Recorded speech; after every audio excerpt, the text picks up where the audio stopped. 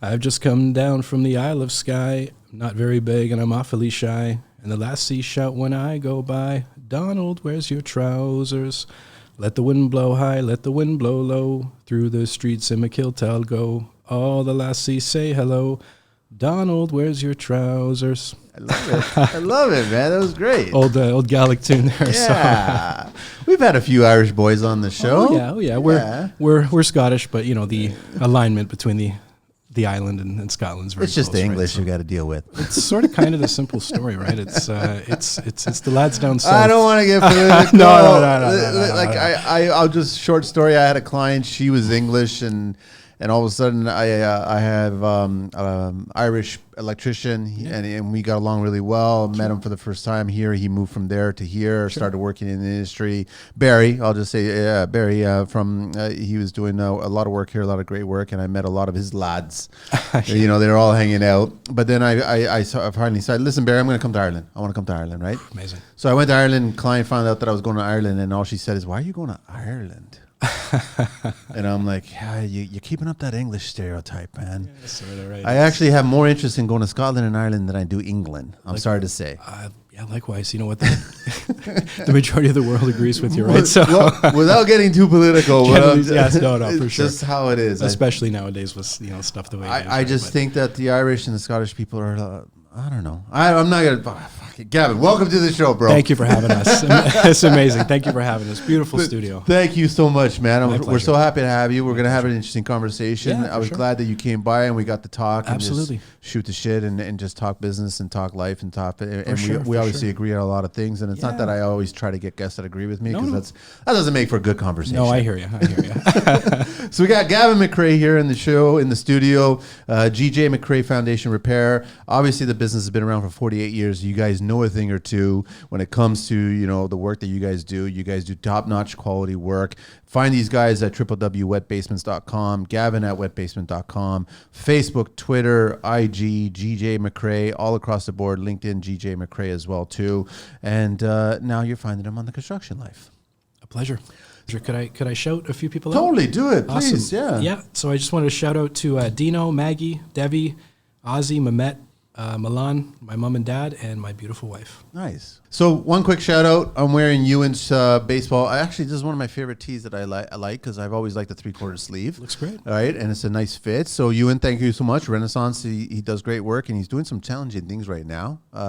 He's doing some very challenging because he loves the older builds. So obviously, can of worms, older builds, digging, discovering, finding problems, problem solving, extras, change orders, structural engineer, architects, design. But he loves that world. All the above, those old structures. Really, that's of course where it all began. They're timeless. So one good thing about Toronto, right? No, for sure, full of them, right? There's an abundance of that stuff. There's a lot of cities in North America that don't have a lot of connection to that. But the older structures come with their challenges too. They're amazing, no, for sure. And from our perspective, one of the items that makes older structures difficult, in a sense, to work with from a foundation perspective is these homes are heavy, double brick, triple brick, 3-story. Every inch of that envelope per se it's hardcore. Would I be fair to say built properly? Absolutely. Because I'm not going to be around 100 years from now, but to look at a building that's being built today. What it's going to look like 100 years from now.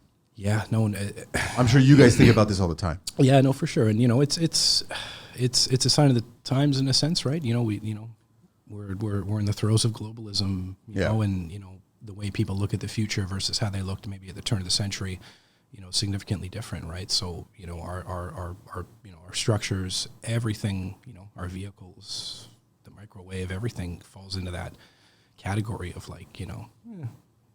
Maybe it'll last, maybe it won't, right? It's slightly ironic. I mean, you're from the United Kingdom area there, and I've had plenty of people from that area as well too. I'm European. Families immigrated from there to here. Why didn't we just start building the way it was being built there? Because you've got homes back there that are centuries old. Yeah. And they will be passed down generationally. Correct. And other than updating features like kitchens and bathrooms and things like that, structure-wise, they will still stand the test of time. They remain, which I get nervous about the homes here.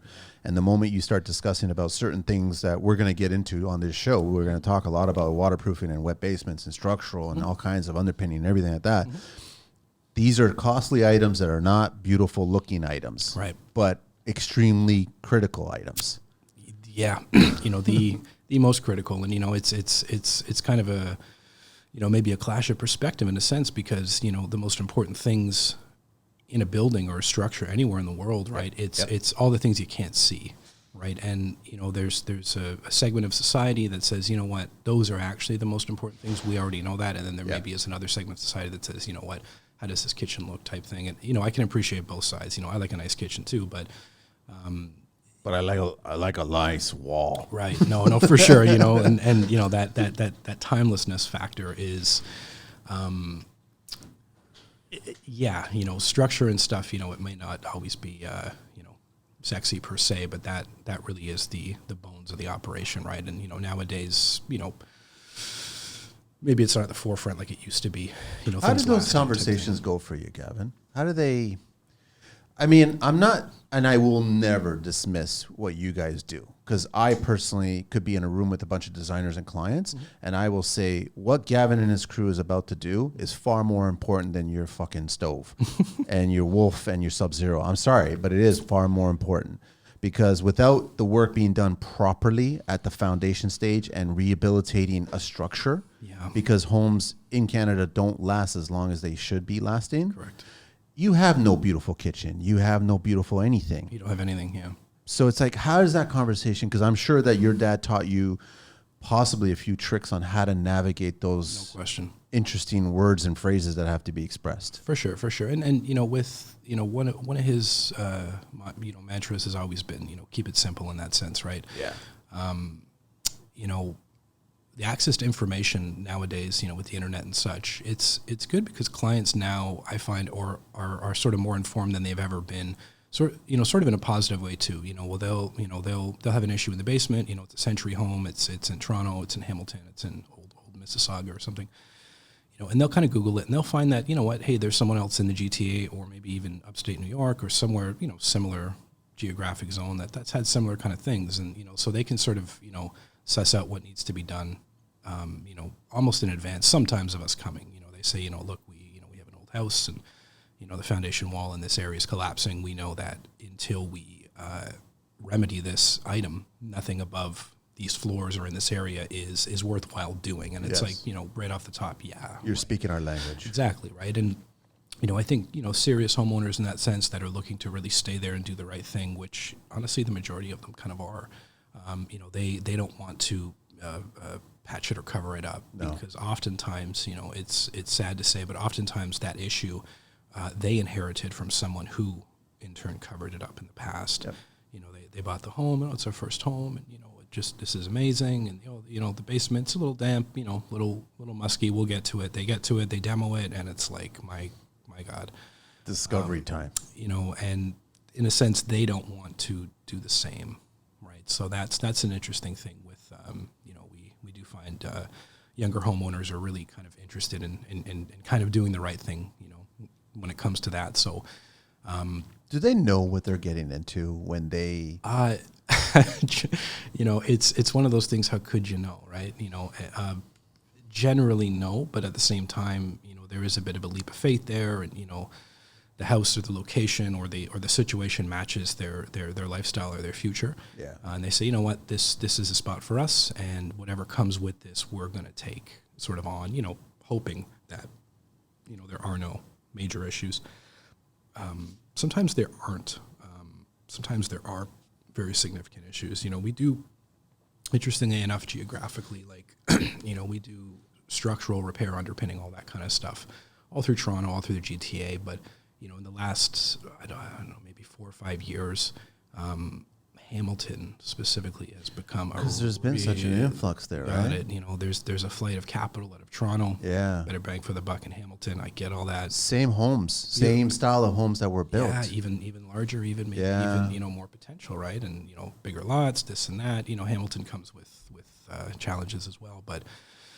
So oftentimes we do see that, right? So they get involved in buildings like that or houses like that, and they say, hey, we're gonna leave Toronto, we're gonna go to Hamilton, we're gonna do the thing, and I don't want to misspeak on Hamilton in a sense, but decades and decades and decades out there of maybe lax building practices. Well, I would call it. I'm not exactly sure the history of exactly how this happened, but the amount of foundation repair and physical decaying foundation walls turning to dust, the probability of that occurring in the Hamilton area is in multitudes higher than anywhere else in the GTA. Really? Generally that we've seen. Right? I thought a lot of it had to possibly do with a lot of the McMaster and students and people just building structures to chop them up for rental units and not really maintaining the structure and just constantly bringing more bodies in there every year. Right. Maintenance is definitely a big key there, right? So, I'm not fully abreast of the entire history of Hamilton and its old sort of structures, but my guess would be that, the majority of the origin of some of those decaying issues of foundation walls in Hamilton comes from, decades and decades and decades of renting. The owner themselves maybe is not interested in, keeping up or maintaining. And the renters, they say, I'm renting. It's not really my responsibility to rebuild a foundation wall, right? So people but the musty smell in the base of the apartment. For sure, right? And, it's possible, socially things weren't locked in the right place. I'm not exactly sure, but Hamilton definitely has, the amount of complete perimeter foundation walls we rebuild while hanging brick lines and physically rebuilding 10-foot sections for 2 months type thing. The amount we do that in the Hamilton region is significantly higher than anywhere else in the GTA. Is it really bad? Like you're literally taking your finger and just it's crumbling? Yeah, buddy. So it's saturated with water. It is. I'm not sure the engineering term concrete guy would know this, but the MPA of some of those walls, I would guess, is no longer measurable per se. Because once it starts to crumble like that, it's turning back into base material. Yeah. Right. So we did a job about 2 months ago there. I have some pretty good photos, and we kind of do some time lapse stuff now. Okay. So on our YouTube channel, I have a little top-down camera at my shop, and I kind of draw out, hey, this is what we're doing, this is what's existing, this is what we're about to do, kind of a little top-down thing, and then it goes to a time lapse of 7 or 8 days of the project squished down to 5 minutes, and you get to see it all. Yeah. Very, very fast time lapse wise. But we did one about a month ago. I just put a video up there, and it's that exact thing, right? Where we have everything shored, everything's ready. We start taking the foundation wall out. We're just kind of hitting it with a hammer, right? And it's just crumbling, right? And it, again, not every house in Hamilton suffers from this, but the probability of that happening in all of the GTA, we find Hamilton region to be one of the areas with the most amount of that kind of decay. You basically got the market can't afford Toronto. Correct. Hamilton's becoming expensive. Yes. But it's not as expensive as Toronto. Oh, no, for sure. And you still get a lot of character of an historical structure. Mm-hmm. You get decent-sized lots. Yes. You get mature lots. Yes, correct. The trees there are mature, which is also another factor to the decay of these structures because of water mitigation, right? Correct. So you're getting a lot of flower beds that have been planted around structure, just absorbing water right next to concrete, deteriorating concrete. Decades and decades, at bad trough work. Yeah. Toronto has similar issues in a sense where, some of the older homes are so close to each other, that alleyway or easement between the two homes is 2 feet wide. And, one homeowner says, hey, let's do the right thing. Let's have proper, eave trough, fascia, downspout maintenance, water mitigation, keep the water away from the structure. That really is the secret or the key to keeping these homes lasting. And you can do that, and that's fantastic. But if your neighbors on both sides don't do the same, it doesn't, the point becomes moot in a sense. So that's one of the caveats of living so close, to other people, type thing. And, Toronto has its, foundation decaying issues, Hamilton, similar situation, up on the mountain, different story. Yeah. But down. They're building more new. Correct. Up in the mountain, right? Yeah.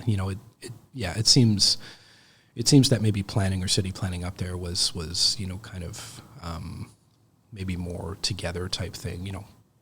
The mountain is newer, of course, type thing. So it is what it is. I'm sure London, I'm sure Boston, I'm sure same thing. Everyone's got these character neighborhoods. Yeah.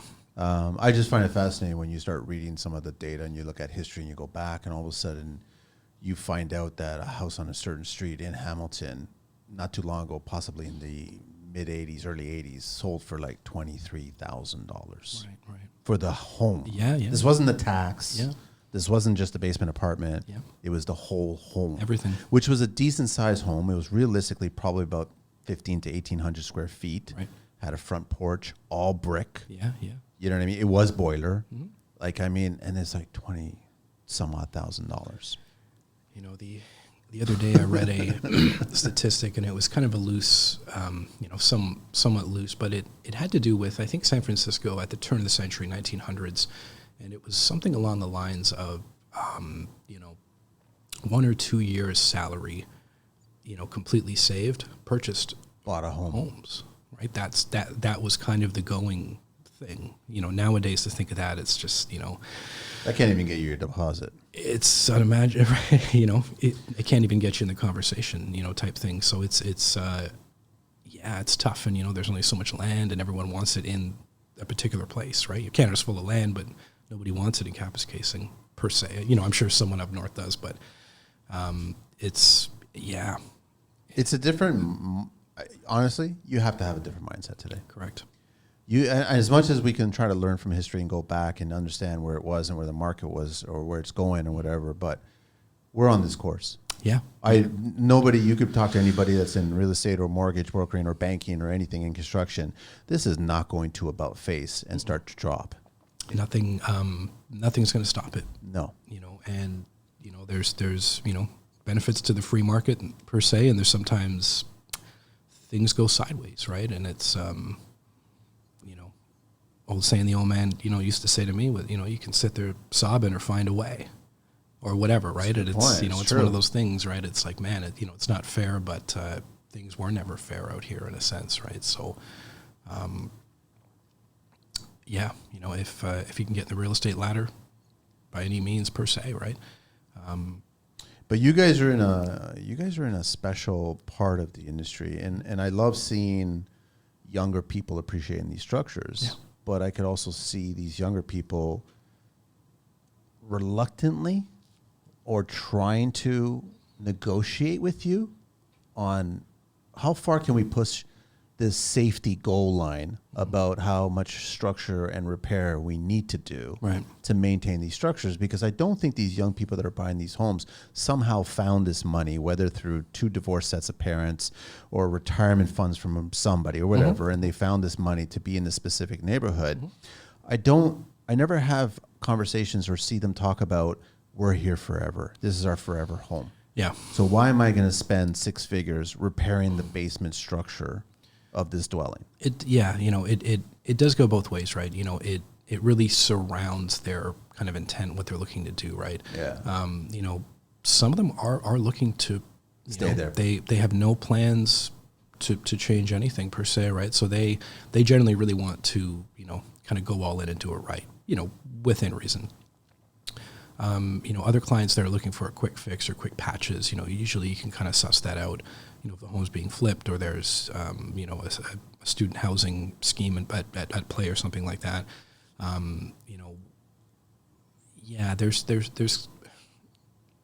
There's guys in the industry that kind of handle that kind of stuff, the quick in, quick out, boom, They'll boom, just take it. cover up, keep moving. Right, so that's the fit some clients are looking for. Yeah. For us, we don't so much get involved in that kind of thing. One of the ways, really honestly, to kind of suss out, sort of intent per se, on a, whether there's a real project there, really is quite simply to involve the structural engineer. Get them in, say, hey, what's the minimum bar here we need to go?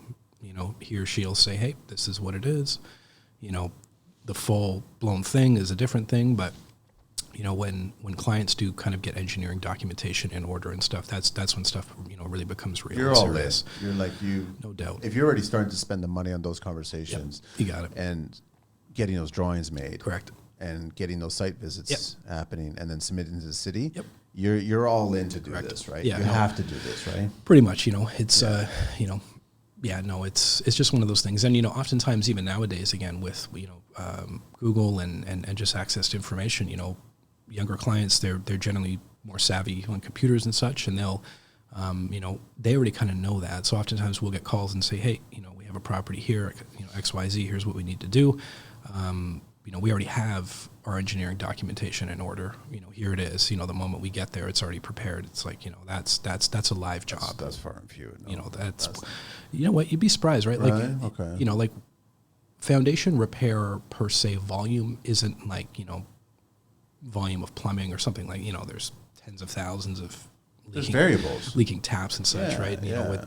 With our stuff, it's around, it's not, massive volume. For us, it's a lot. We're a small family-run company, but like I would honestly say 30-40% of the leads or the calls we get in relation to specifically rebuilding foundation structure, not the waterproofing side of things, but either underpinning or rebuilding foundation structure. The clients are either already have the engineering documents in hand or they're coming per se, right? So that's That's what you're looking for.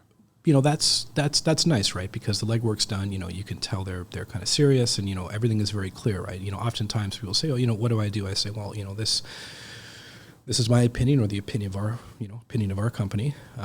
Now, as for the nuts and bolts of it, really, you should lean on to the engineer. Yep. The engineer says, "Hey, XYZ." We say, "Hey, we are," in other words, glorified instruction takers per se, right? What would the engineer like to see? And I wouldn't simplify it. That's precisely what we do. So I would say, first of all, you eliminate. We try to guys. keep it simple, right? I know, but you eliminate you guys, then there is no structure. I'm sorry to say. No, for Right. sure. Someone has to do it. Yeah. Someone has to dig it out. Someone has to rebuild it, pour footings, short. I mean, back to the clients and doing their Sure. own research, and as much as Google is a good thing, it's also a bad thing. It can be. because there's also a lot of A misinformation. lot of misinformation, right? And I've always said, listen, when it comes specifically with this detail and what you guys handle, you can't use the word custom enough for this. Like this is one house on one street with one topical geographical area. You don't know where the water table is. You don't know what's underneath that structure. You don't know what the city was like 100 years ago. You don't know what damage has been caused or what butchery has been happening over the years. And everyone just chopping out, joist structural. You don't know any of this stuff. So when you get there, very common. it's like, sure, we want to do this. We're going to stay here for a while. We've got our drawings. We've got an engineer already on board. But until you start Swiss cheesing that basement and opening shit that you can't see, you really don't know how custom your building is. Right, and that is part of the risk with this kind of work, other than the physical liability of actually completing it, which, That's another huge thing. that's, can keep you up at night. And so, everything's right, but at the same time, you're always thinking, Worry. right, you're Yeah, of hanging, course. you're hanging homes, right? And client sees it, oh my God. Just steel beam. Everything's fine, right? But it's quite a sight. Neighbors, people. Nobody's sleeping tonight. No, the mailman's coming by to deliver. Holy shit.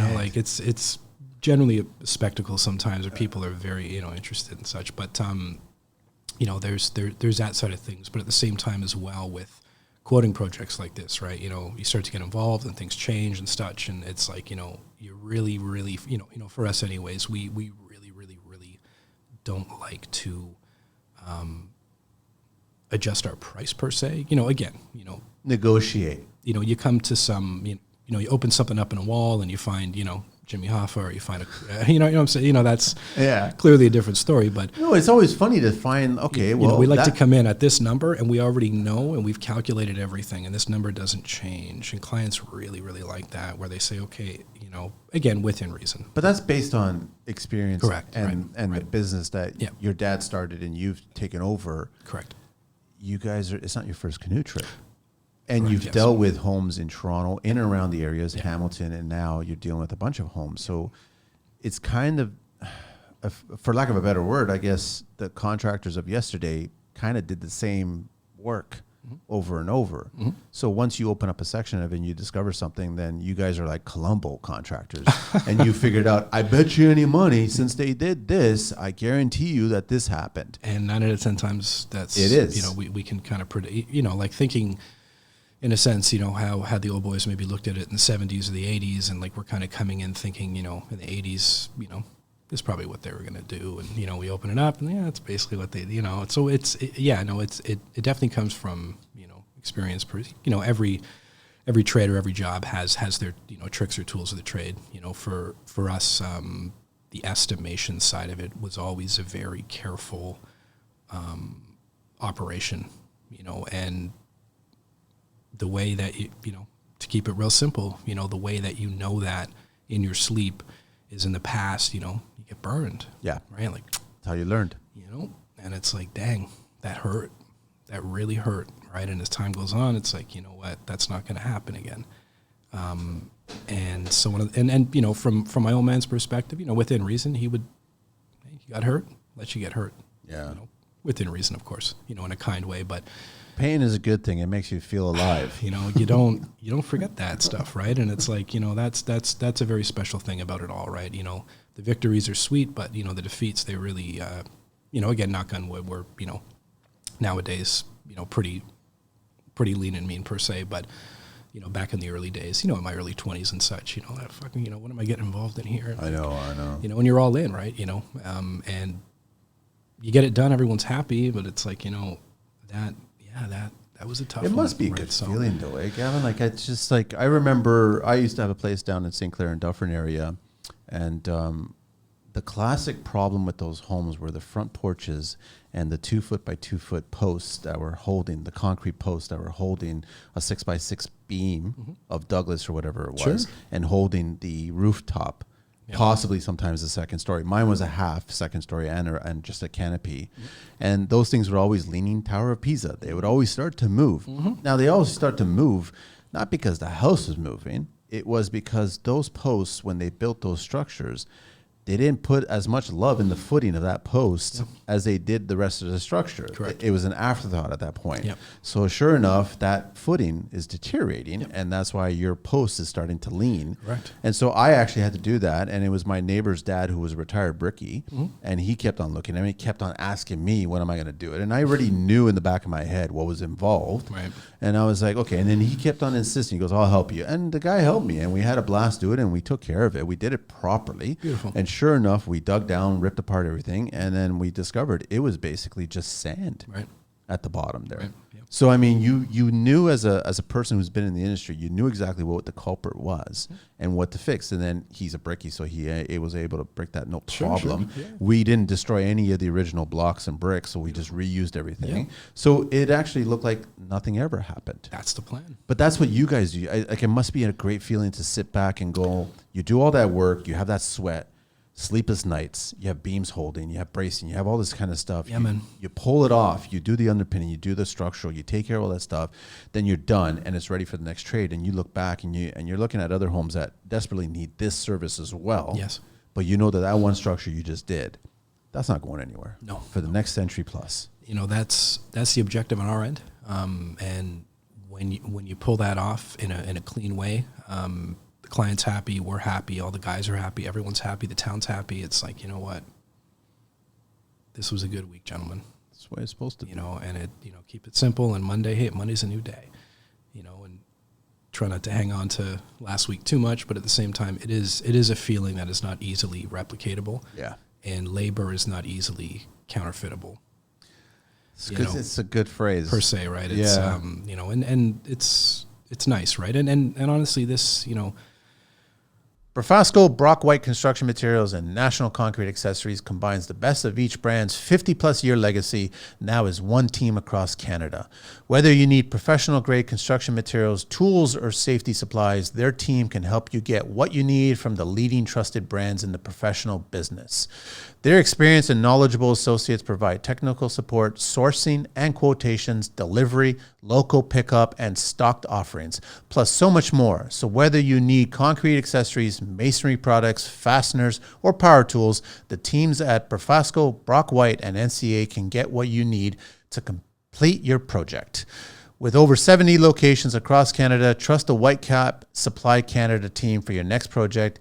You can reach out to them and find your nearest location at brafasco.com, nca.ca, and brockwhite.ca.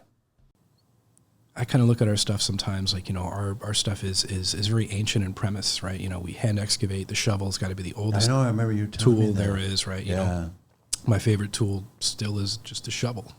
You think of a shovel and, look at it like $15 from Depot, like what's the big, but that blade of the shovel is perfectly designed to grab X amount of pounds of dirt, which a human being, general human beings worldwide can say, okay, that's the proper amount to not strain or hurt your back after 7,000 or 8,000 shovels a day type thing. And it's very simple, but at the same time, like the shovel, if you dug up a shovel in ancient Egypt, you're going to find basically the same premise, right? Same thing, yeah. And it's like those tools to me, from another side of things, is like that's an example of like perfect technology to me. It's like, in a sense, a hammer.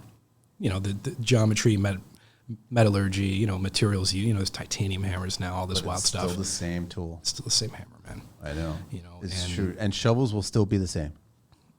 It's perfection in a sense, right? I was, you can't improve it. No, exactly. I was reading a thing a few weeks ago, and it was on, I don't know, it was on alligators, or it was on, let's say alligators per se, and how alligator physiology or biology, and I'm definitely not a scientist, but alligator biology per se, X tens of hundreds of thousands, millions of years ago, has not changed to this day, because that alligator, or sorry, maybe crocodile, whichever one it is, confused the two. Something about the snout. Whichever the big one is. Its biology and physiology is actually perfection, and it has not gone through an evolution in tens of thousands, hundreds of thousands of years, because it came too perfect. Yeah. And the only thing that changes with them is their size. Yep. Prehistoric dinosaur time, they were huge. Lots of food, the atmosphere maybe was different. Now, they're a little bit smaller. They're still hardcore as heck, but just sort of perfect beings, right? And, not to talk too much about a shovel, but, I look at shovel as kind of like, picks, shovel, hand tools, right? Trowels. Yeah. Stuff's old as time. Masonry, block. Yeah, masonry trowel has not evolved. It's just, it's different brands, and they add their little spin to it. Yeah. Shovels is the same thing. Maybe the handle's made a certain way. Sure. But the length of a long shovel has been the same. The actual shovel itself, it's the same metal. It's just same. The volume they scoop, you got really big, Dutch shovels per se, right, with big scoops, and yeah, but you kill your back in your arms. Your back, right? So there's no point. You go too small, and you're not moving enough, right? Yeah. So it's these are very simple things that surround us, but to me, it's like, that's a special tool. I carry one in my truck for the rest of my life, always close by. You know what kills me is that when you go to a big box, I guess, and you buy that little mini shovel, the little, it's not half, it's a quarter. Is it a quarter of a shovel? Is it the long one or the narrow one? It's almost like an oversized garden shovel. We do have a couple different shovel, scoops per, there's the standard shovel, and then there's sort of the long shovel. Don't use that one too much, but there is what we call a baby shovel. Yeah. It's maybe like a half the volume, half the size type thing, but when we're underpinning, sometimes we're down and under the footing. And you got to get a certain way. Sometimes it's helpful for that. That was the exact reason why I was getting it. I was getting it for certain reasons, but it's funny how you talk about the physiologically, like when you talk about how you handle a shovel, a regular size shovel, then all of a sudden you switch to that shovel, and human nature, you're confused. It's almost like you're driving a Sprinter, get out of it, and then hop into a low vehicle. Right. It's a weird feeling. It is. So it's the same thing with these shovels. It's just like your body is naturally adapt to a regular standard shovel. Correct. But it has to kind of acquire new skills to handle this slightly different size shovel. Yeah, for sure. Which is such a weird thing to me. Yeah, it's subtle little changes in the system, right? They cascade, and you look at the two. These are shovels. Well, slight differences, right? And things change. But you guys deal with it all the time. All the time. No, but I love that you guys are hand digging, because also you guys are conscious of people buy homes, especially in the Toronto area, especially in established neighborhoods. shrubbery's already there, trees are already there, That's walkways are already there. Last thing you need is a machine tearing it up. Right. And back in the day, when the old man was a young pup and kind of starting and stuff, in the 1970s, notions like excavators, trucks, floats, and like, holy shit, That wasn't an option. It was serious shit. No, but the cost associated All with of them it. It back was, then, yeah. given Dad's situation and kind of where he's from and how it all began for us, like, this shit's unimaginable. Owning a excavator machine, like, that's, nowadays, you rent it at Depot, right? It's whatever, but it was just unimaginable, right? And coming from my grandfather's era and stuff like that, like, boys, like, this is the old country, right? We gotta make this happen, right? And they always found for decades that, very low overhead, low risk in equipment per se. Excavating into the ground has its own risk. You got to shore that stuff, and it's, it can be dicey for sure if it's not done right. But, the ability to show up and, truth be told, make money without any massive overhead, couple ladders, shovels, tarps, that was it. What's the rule now with shoring? Is it now mandatory the moment you pass, is it 4 feet? 4 feet, yeah. 4 feet. So doesn't matter. You're digging 4 feet, you need shoring. Yeah, if you step the top of the excavation back, okay, so you can sort of L step it, so the top 4 feet, if you dig back 6 or 7 feet, and then you come down 4 feet, step it out down to your footing. In that sense, there, generally speaking, that's okay. Okay. Shoring is most important in sandy soils, really deep. Clays and sort of hard soils. They're, if they're dry, they're generally predictable. Yeah. Keyword generally. You never really know down there. That's one of the parts of the trench warfare aspect is you hope the soil is going to be okay, and generally it is. You sort of plan, and as you're digging down, you can kind of tell what's going on. Especially if you find water 4 or 5 feet down, and now you're digging through water down another 3 feet to the footings. That's now always fun. You've got pumps involved and all this stuff, right? And that's when stuff can get pretty rough. But honestly, we have the best team imaginable. Honestly, absolutely love my guys. What we have going, it's a beautiful thing, and they're the definition of soldiers, man. And I try They're challenge seekers, right? No doubt. They right? come in and they just go, okay, so what are we doing? We know what we're doing. Yeah. Let's get it done. That's it. That kind of mentality. Hardcore. There's there is no there is no alternative per se, right? We're like, we're in this, boys, and we're in it, right? And we'll get down to that footing by the end of the day by any means necessary, right? Next day, nice waterproof, reinstall the weeping towel, the water starts to drain away, things dry up, get the gravel down, start to backfill, everyone's, in a more cheery mood per se, right? But, it's kind of pushing through, and, I love studying, history and, I don't know, World War I and all that stuff. And we were talking about that before, and, some of those things come to my mind when we're doing that. It's like, we got to knuckle up. No one's helping us out of this, right? And we know how to do this. We've done this. Rely on our training per se, and just shovel at a time, gentlemen, shovel at a time, right? And before you know it, it's dug. Before you know it, it's done, right? Our guys consistently impress the heck out of me, right? And I'm not too easily impressed per se, Does this still fall on you guys to do soil testing? Or is that part of the engineer's wheelhouse or the GC's wheelhouse? Yeah, it depends. For underpinning and such, depending on what engineer we're working with, right? Like we've connected and worked with so many structural engineers in the GTA now. There's dozens of them. Generally, we find their reports sort of cross our radar. Our radar most often. Yeah. So they'll kind of say, okay, well, we're suspicious about the soil, and maybe it's pure sand or something like that. And oftentimes we'll go over, do a little test pit, prior to sort of advancing permits and stuff like that. And it's not too often that soil is an issue. If it is, the geotechnical would come in and kind of do his thing. But generally that's all in the engineering wheelhouse. Per se. We'll kind of do legwork to expose it, but.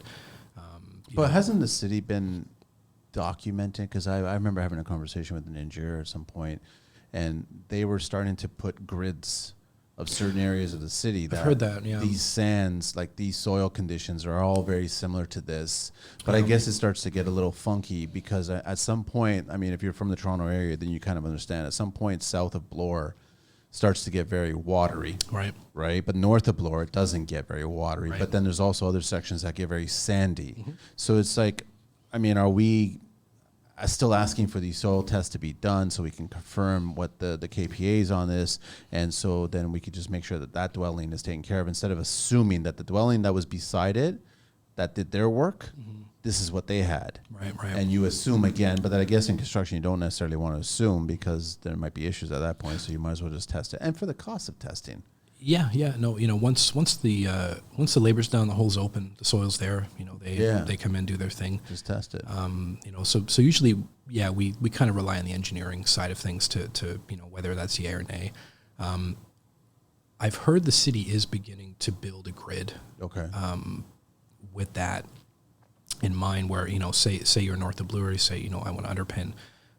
Maybe a caveat in their permit process is, okay, well, you're in a known grid area of XYZ soil. You're going to need a soil test to sort of get a permit granted per se. Yeah. Some areas I don't believe require that, but I would imagine especially given sort of the tech side of things nowadays, where back in the day to sort of make a grid of all of Toronto manually on a big map would be like, we're not doing that, guys. No, nowadays, I would think it's a matter of, they have a little database and they throw in, the code for whatever type of soil that is, and it aggregates through the years, and the next thing you know, they spit it and overlay it over Google Maps, and it's like, oh, there it is. Yeah. So I would assume that's the plan.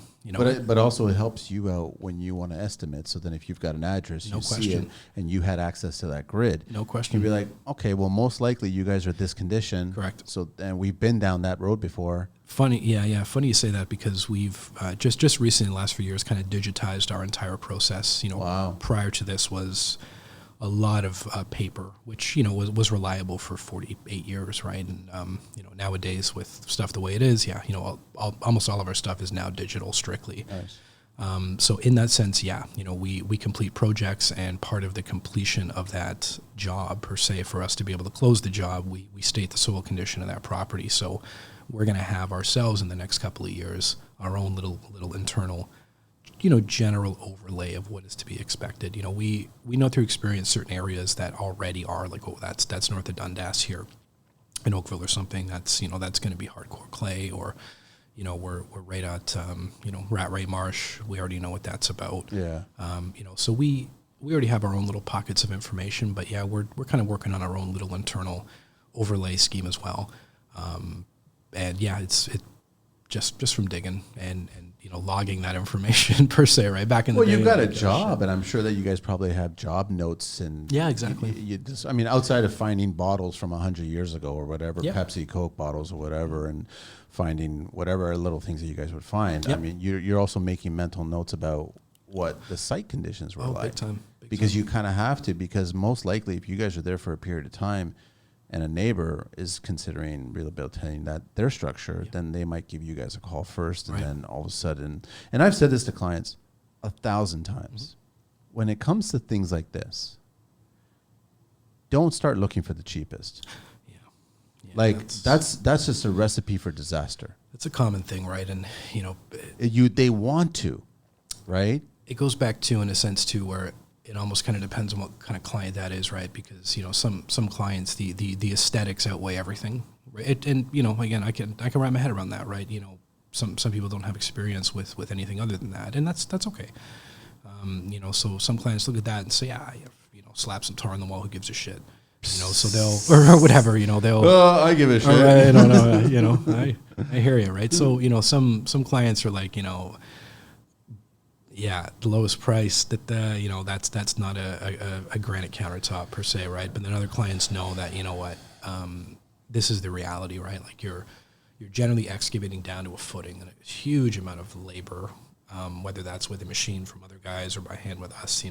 It's not as easy as, if there's an issue, we'll just pop in and tighten a valve or re-glue a fitting or something. It's like, this doesn't work. Significant, right? Yeah. And, once you get down there, you get an application on the wall, you get the weeping tile system back in order and stuff like that. Like that's it's not easy to remove if it's incorrect. It costs a huge amount of money to remove an incorrect rubberized membrane application and then put on a proper application. Like, it's really, really terrible to do that. It costs a huge amount of money too. Yeah. So it's one of those things that, you kind of go in there cheap and you do this and say, hey, it still leaks. It's like the price just literally doubled. Because the amount of work that's involved now. It's like, you're not saving yourself when it comes to this. And especially with waterproofing, in a sense, like I kind of liken it in a sense to roofing where, okay, you get up there, you get your repairs done, it's it looks good, it's all good, but at the same time, every single time it rains for the next 20 years, you're on the hook, right? And our stuff is exactly the same. It's below the ground.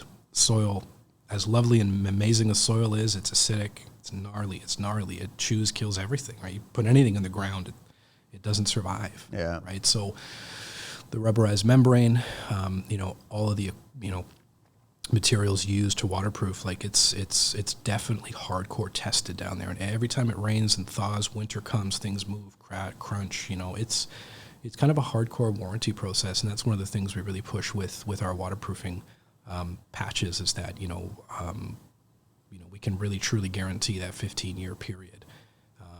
So the warranty to us is really one of the most special parts of the waterproofing work we do, because it's not easy to fix waterproofing mistakes per se. It's almost better to not do anything and wait until it's done properly, kind of thing. Yeah, it's kind of, I remember, there's a few questions I want to ask you. Sure.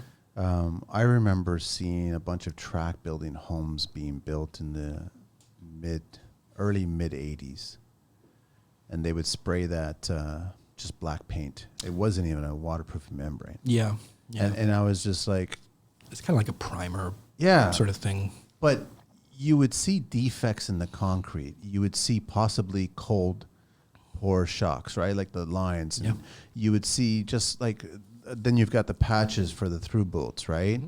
And now you're just spraying this membrane on it. And I was like, that never made any sense to me. So when I started in construction, I was like, a membrane, a flexible membrane is where you should be going, because we are in Canada. You have freeze-thaw cycles. You have earth that's moving up and down. It's hardcore. Like it's just like you don't want just a can of spray paint handling that, right? But I want you to dive into. I want to talk specifically about all that. But I was curious if you knew this information because your dad started the business 48 years ago. Yeah. And, how many jobs do you think you guys have done? Like, is there I don't even know what number would that would. A couple of years ago for some website work and a bit of rebranding and such, I loosely calculated, part of our sort of sales literature as well is we've issued over 10,000 warranties, basement waterproofing warranties. Whoa. I was gonna say you guys are the Wilt Chamberlain of waterproofing, but now you guys are beyond the Wilt Chamberlain, right? Oh, that's 10,000! Wow, the Joe Sakic of waterproofing. Look it up, everybody. Look it up. Okay, then you'll understand what we're talking about. Oh, love it. No, but I love it that it's like 5 decades and you're like at 5 figures of jobs. Correct. Right? So like the library of Congress there. Traceable, trackable, provable. My mother was so diligent through the decades. My mother always handled the office side of things, dad in the field, me as a young boy growing up. The old school way. Two sisters, all of us were kind of, always in the mix, hopping in the truck on Saturday, right? It was amazing stuff. And, we have actual contracts still from 1975, 76. Mom keeps them, I said, that's insane. Let's get a storage bin or something, but it's, you flipping through it, that's history lessons. Provable, trackable, traceable fact, right? It's like and take it to your business now. That's crazy stuff. That's insane. So that's what I wanted to, because that's valuable information. Mm-hmm. That when you guys arrive on site and you're talking to a client and you want to have a legitimate conversation with them and or with the engineer, the conversation is productive. Oh yeah, no, that I it's not confrontational. Truth be told, I don't like to have conversations that aren't productive. I know, and because you have a scope and you know exactly what's required. Yeah, there's parameters and you could kind of go certain ways here and there. There's options you can kind of go certain ways here and there. But I mean, bottom line is that if the objective is to base your Toronto was famous in a lot of the older homes. They were famous that basements were never used to be as a dwelling. No. Never, ever. And that's the reason why they were so Absolutely. short. Absolutely. It was always done as a storage. It was always a sandy pit. You never put anything down there that had concerns of being moisture. The old man had a saying for that back in the day, and we still use it now. Basements back in the day, they were for coal chutes, Yeah. and the occasional hogmanay party, New Year's, That's it. New Year's party, right? Exactly. Like, live in a basement. Who in their mind would do that nowadays? Like, well, who wouldn't? It's extremely valuable real estate. Yeah, exactly, right. It's a footprint right there, a free floor per se, right? So yeah, nowadays a basement is an assumption to use, but back in the day, like, it's for food storage, man, and parties. I know. Nobody goes down there. Coal shoots over there, like, it's nasty, right? But yeah, no, stuff changes as it always does, right? Going back to that whole thing of land in particular areas, like, you can't fabricate it. You can, like, it's there, or it's you want it or you don't. Right, you can't, make up another floor of your house, right? It's Well, you know what? In certain neighborhoods in Toronto, you're getting people that have the dollars, and they're digging even further. Because I love the fact that in our city, I don't know how it is in other cities, but in our area, there is no rule of how deep you can go. Yeah, for real. So if you wanted to put a parking garage underneath your house, all it means is just labor, waterproofing, and HVAC system to recirculate air. Right. But people are parking their parking garages under there because they've got a car collection, or they're putting golf simulators. Yeah. They're putting movie theaters. Golf simulators are that's a big thing. It's a big thing, right? It is. Clients request underpinning specifically for these simulators, right? They need the 14, 15-foot clearance and a little pocket, and hey, that sounds good to us. Wow, right? we can just dig and dig and dig and dig and go as All the far way- down as that's possible. right, man. Yes, you can. That's right. That's right. Please hire the right company and do not hire the cheapest. Oh my goodness, yes, no, for sure, yes. It's No. as simple as that. But I want you to walk the listeners through how you guys, because I know you have a special process with the waterproofing, right? So if you want to walk them through how you guys handle that. Sure. So if it's an exterior application, which generally speaking is always kind of the way to go. If you have access issues, you can't get out there. There's an addition in the way or something along these lines, or there's inside applications as well. But that anything inside is more generally akin to like block foundation walls. So anything else other than that outside is always the way to go. Thinking about the hull of a ship or a boat. There's a hole in it. You want to patch it from the outside, not the inside. Kind of a simple thing there, but. Essentially getting down to the footing. We prefer by hand. Other guys prefer other means and such. Whatever works for you. For sure. There are some exceptional circumstances. Like, hey, you know what, this one could be done with machine. It's, I don't know, wide open, no landscaping or something, but it doesn't happen too often. Anyways, we kind of get right down to the footing. From there, kind of clean off the wall, find that crack, find, the active tie rod holes, whatever the issue is per se. Get everything nice and clean, hydraulic cement, sort of lock all those up first and foremost. Get that weeping tile system running, inspect it, repair it, kind of right off the top. That. You ever see the crack like right through? Like you ever see daylight? Oh, yeah. Really? Absolutely. That much movement, eh? That happens too, and that generally would require an underpin. That's not a waterproofing issue anymore. Right. So that would start to bridge into a structural zone. Yeah. And now we say, okay, so generally, when you do see a foundation wall cracked where you can see, worst case scenario, light through it or something where it's a significant opening, it's like, okay, so, both of those pieces of foundation wall, both of those pieces of concrete foundation wall to their footings are now separate from each other. And they're in flux, they're moving. Yeah. Right. So really, generally speaking, kind of the go-to repair in that case is to dig under the footing, or burr underneath, form up an underpin that, get your rebar in, vibrate it, clean up nice, dig the form out, and now, the actual footings are now reconnected through that underpin, and then in turn, begin to sort of patch that crack, waterproof the wall. Yeah. So in the case that the footing itself is cracked or it's close to being cracked, an underpin will sort of lock that where it stands. Like the notion of bringing cracked or moving walls back together and such is generally a fool's errand. You start to get mixing up with, hydraulic equipment and stuff, and you never quite get It's there. a Band-Aid effect at that point. And it's one of those things that, the most realistic approach here is, we need to move with the call of nature in the sense here. The structure has chosen to move, however, whatever, whatever reason. There's reasons, and let's lock it right where it stands to bring it back to where it was. That's in the past. Yeah. You know, that let's not dig into that, because it just keeps going. So yeah, kind of locking it where it stands with an underpin. You know, assuming the crack was massive and right through. So once the underpin's cured, essentially, hydraulic cement work, prime the wall. We use a rubberized material from USC Hickson. It's a Trowel-on, very thick rubberized membrane. Can it be applied to boulder foundations? Or Right, is that too rough, or you got to parge? Has to be parged. Has to be parged. You know, That's what I figured, rubble stone or fieldstone foundation Yes. walls. Yes, there definitely has Which to be are pretty parged. common in Toronto and Absolutely, Hamilton. absolutely, all Yeah. over the place, right? You Yeah. know, even just brick, like actual brick foundation. That's I've seen those. That's as kind well of around too, right? Yeah. So surprisingly, some of those hold up pretty good. You know, down there, you know, some of them don't. But If the water mitigation's good, correct, yeah. that's what it is, right? You know, it's all about the water. You know, in that sense, you know, a simple thing again, right? Like, you know, water brings all life, but it also takes all life. And I won't point Right, and- fingers at the hardscapers and sprinkler systems.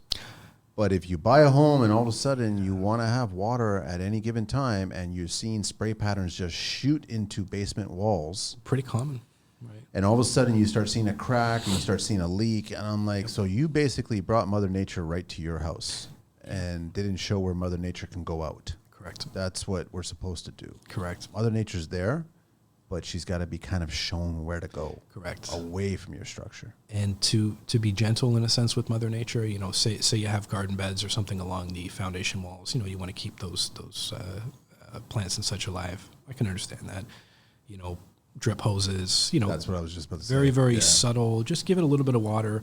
Oftentimes, yeah, like, you know, it's you know, it can be classic, right? We'll come to a client's house. They have a crack, they have a leak, you know, a standard thing. And, you know, the very first thing you do, look up at the trough work. Yeah, Is there that's downspouts, trough spilling Yeah. over, the fascia's disconnected. You know, there's a huge influx of water here, or oftentimes there's a downspout right where the crack is, right? And there's a little elbow, and that's it, right? And for 10, 15 such years, a small little detail You know, causing a massive problem. absolutely. You know, if people understood the importance in a sense of trough work, fascia, all of that being perfection, there would be significantly less wet basements. Yeah. I'll tell you that. Sprinklers and, you know, sprinkler systems and such, similar kinds of things. You know, to have it out, you know, on the lawn and such for grass, you know, that's, you know, as long as it doesn't spray towards the house, generally that should be okay. Oftentimes we'll literally see the sprinkler heads inches from the foundation wall, and they literally just, like, they're just basking the brick, and it's like Okay. kind of a straightforward thing, right? It's kind of like you're at a moment going, I kind of know who's responsible for this. And then just hold up a mirror right in front of the clients and just go, I'm sorry, but you guys hired a sprinkler system that wasn't correctly installed. That's basically it, right? You know, and Your flowers look great. Everything looks great. wonderful, you know, but the structure is no. Structure's gonna fall apart. No, but I mean it's just really ironic how such a simple thing. Yeah. There should really be a school of house maintenance or something like that, or someone should have a course of house maintenance. That's an interesting idea. I don't want to do it. I got too much on my plate, right? But I mean, like it just because Yeah, I mean, just standard house maintenance stuff, right? yeah, just little things, because you hear these really scary stories where I've had clients actually come up to me and goes, listen, man, can you come by and just hang a picture of us? Because I don't know how to hang a picture. And I'm like, you first want to just say, how do you not know how to hang a picture? Especially with YouTube these days. Do you know, not have a hang dual picture. drill to start off with? Like, that's where the beginning is, right? Yeah. But, I mean, but they don't, and they just don't. So I can only assume that they really have no idea. No. And you know, going back to that thing in a sense, you know, some people, you know, just live in a different world, right? How could they know? You know, I don't know. I come home and I go to the upstairs. Right. It's not until they renovate the downstairs. Right, and then they really know. Then they either put carpet or they put something, and then maybe they trim it out with MDF, and MDF starts to swell up as if it's a sponge now. And you're like, where's all this moisture? You know, big holes in the ground, right? That's what basements are. Big bowls. Let's go outside and all we see is You know, and it's, you know, those times you can catch it are the times that people by default never go outside. Yeah. Massive rainstorm, thunderstorm, huge volume of water. Like, that's the last thing you think of. I'm going to go outside. Why would you go outside? You know, but that's the time when you get your raincoat on, you start looking. Yeah, yeah. You see the East Trough waterfall. It's just It just goes right past it. plain sight, right? Like it's crack and this and that. Like that's that's the thing. Again, water beautiful, but it's got to stay away from masonry related materials, right? And if you can do that, you can achieve that. You can drain that away. Good weeping tile system, good sump, good grade, good trough work. You're generally safe. Yeah. And going back to the thing you said there in the past about seeing houses built back in the day with just loose foundation coating and before drainage board or dimple board, they used to use like tin test. What was tin test? It was like a fabric board per se. I'm trying to. If you went to Google Images and typed TINTEST, like you'd see it, 4x8 sheets, and it was like a sheet. So there's penetration points. Yeah. It was kind of a precursor to drainage board. Okay, but drainage board works because it's continuous. Right. It's the height of the actual foundation. Exactly, and as you backfill the drainage board, those dimples themselves compress, but it allows channels down in the weeping tile. Yeah, right?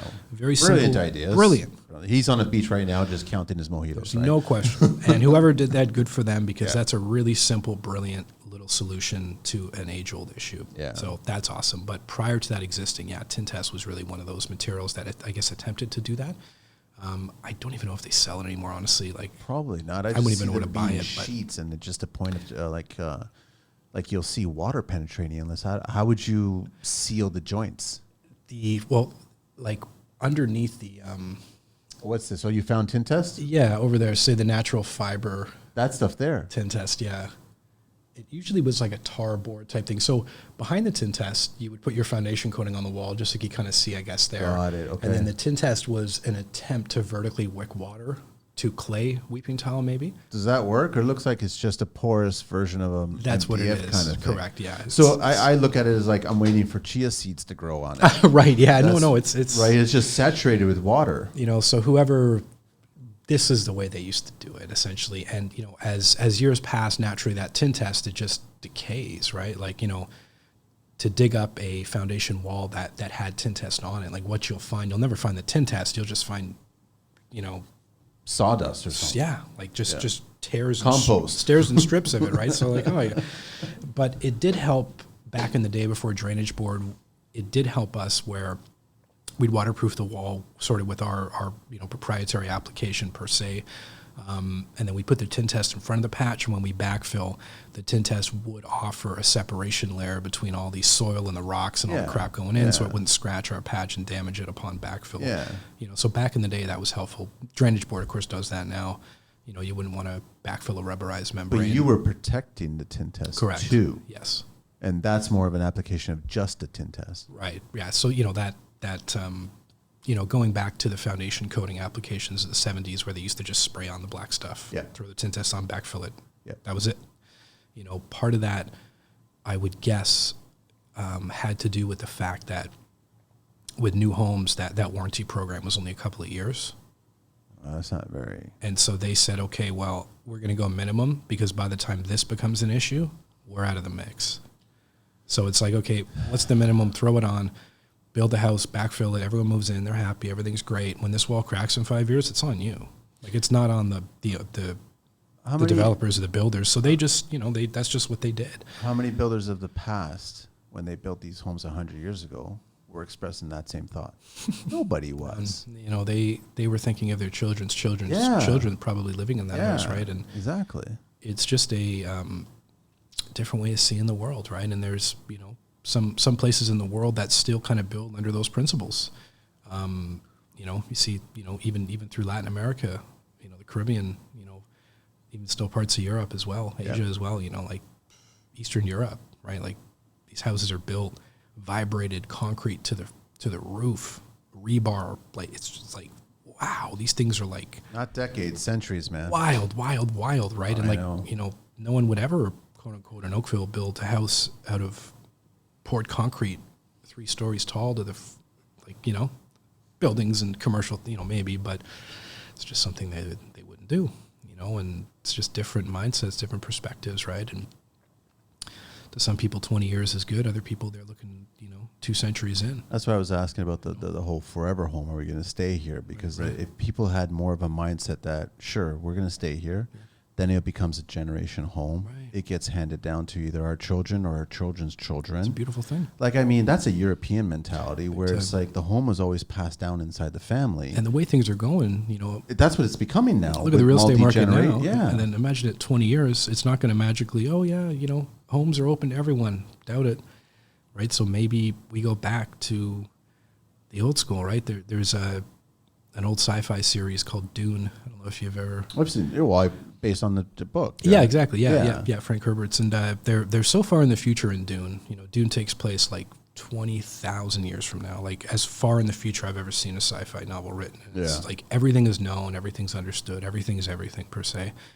But they're so far ahead that every single human being or every single life form in the Dune series has a personal force field device, and it's literally impenetrable. Yeah. Everybody has a force field by default on them at all times. So the notion of like projectile weapons, blasters or guns or anything like that, that's sailed. There's no more guns in the universe because perfection through armor is perfected. Yeah. So of course warfare has now gone back to blades because blades can come Point through. of income. Correct. Yeah. The force field can't stop a blade, so now it's back to sword play, right? So things, you get too far stuff, it starts at the beginning again. I don't know. It's so... I'd love to see that here in Canada, kind of get to that point, but I just don't see how you do it when you've got a profit monster. That's the thing, right? It's a beast with no... accountability. No, for sure.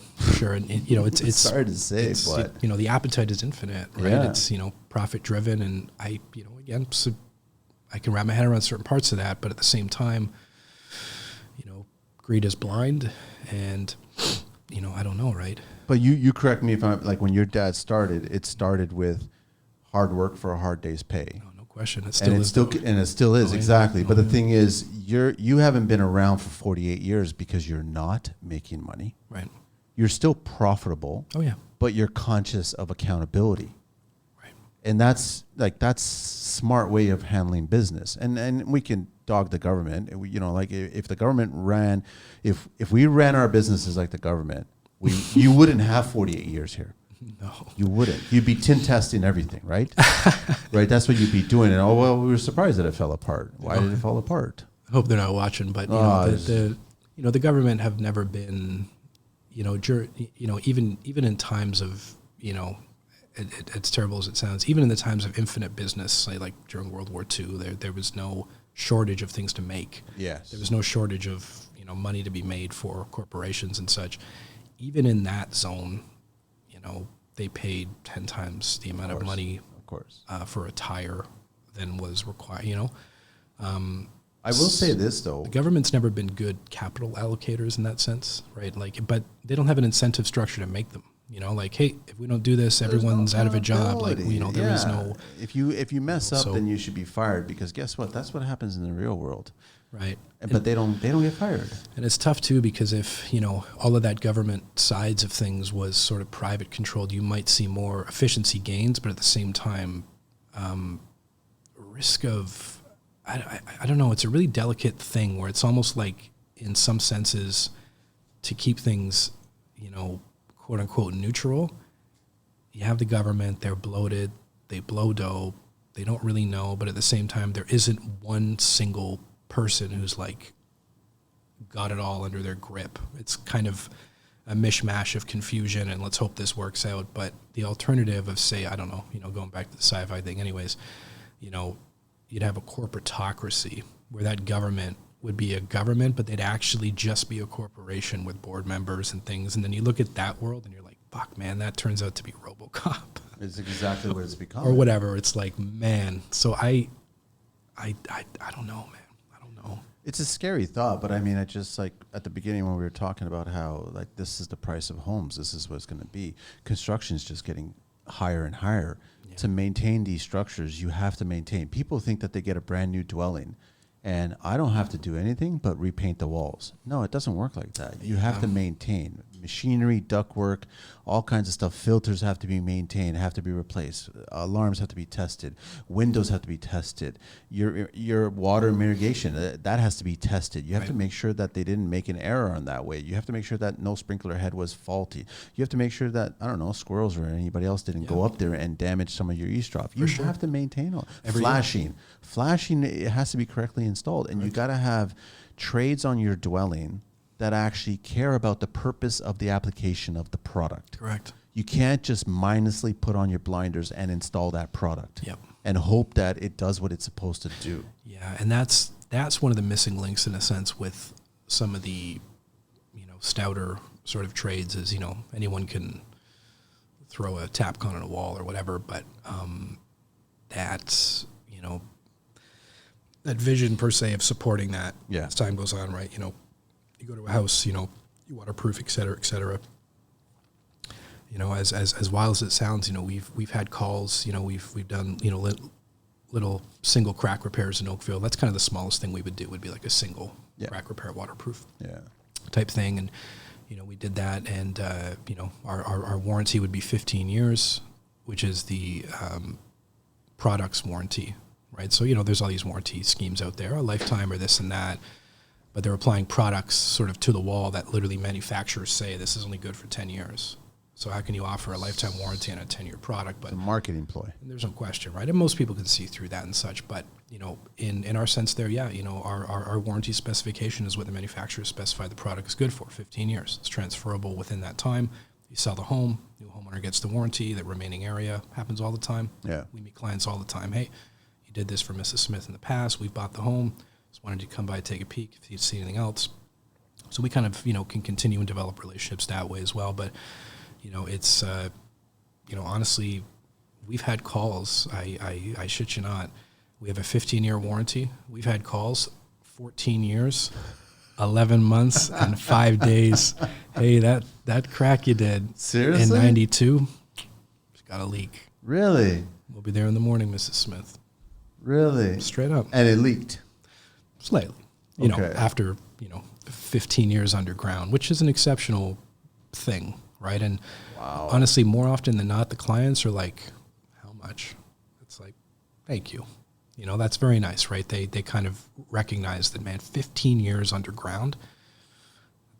That's a long time. That's a really long time. It's not like, a stud or a plumbing or it is in a sense, but you're renovating your kitchen within that time. Right. You're changing your furnace within that time. For sure. You're changing all your appliances guaranteed in that time. Guaranteed. Unless your appliances are olive green or yellow, then they're still working. Sure. So you're changing, you know what I'm talking about? Like there was a reason why those appliances kept on working. It must have been the paint. That's how the free world stays free, man. But I mean, like, you're changing all these things. So to like, you can't really fault your work lasting 15 years. No, for sure. And, especially in an environment that hostile. Yeah. Right? And, clients 99% of the time are like, no problem. We veered off a tiny bit because I didn't let you finish off the waterproofing. No, it's all good. It's all good. Because I know that so you want to continue putting on, so you got the membrane on. Yeah, so. Parging, we talked about parging because of rubble walls. Right. So, if the wall's moved or it's cracked, an underpin may be required, maybe not be. That's one side of things. If it's rubble stone or field stone, you definitely need to parge that so you have some level working surface. So that's that. So with sort of the most common kind of repair, poured concrete wall, crack down the middle, hydraulic cement, sort of lock that up nice and clean, prime it, trowel on a rubberized membrane. We use a material from USC Hickson. Yeah. Fantastic product. We've been using it for 48 years, right? So put all of our weight behind that and say, hey, seen it last 15 years. It does. So that's an amazing thing.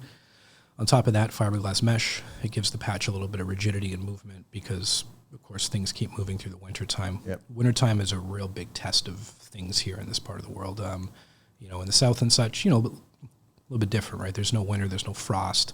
Buildings have different specifications down there. They have different things they look out for. They move.